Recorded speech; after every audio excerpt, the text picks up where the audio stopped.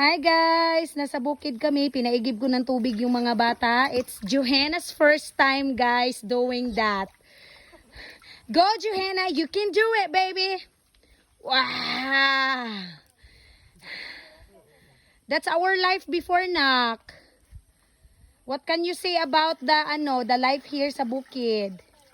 Fun. It's fun? Do you like it or you wanna go back to the US? I want to stay here because if we go to the farm, we can climb trees. We can climb everything. So you like it here? Yes.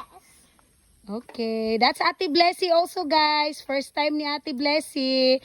Huwag kayong mag-alala guys, pag mahulog yan sila dyan, tatalunin ko na lang din sila. O diba, yan yung gustong gusto ko talaga guys, yung lahat ng mga na-experience namin sa buhay nung mga kabataan kami, nung sa bukid-bukid, mga bukid pa kami nakatira, gusto kong ipa-experience din sa kanila.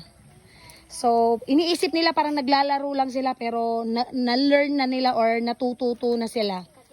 So, that's good. Hi, Kiana. What can you say about here in the bukid? Ha? You're just interrupting my video. Ay, Doing video. ay, sorry po. Okay, sige, go continue. Continue mo dito ka. That's her best friend, guys, Cassie. Hindi ko alam kung nag-enjoy ba si Cassie, guys. Anak mayaman kasi yan. So, I'm not sure kung happy yan siya dito.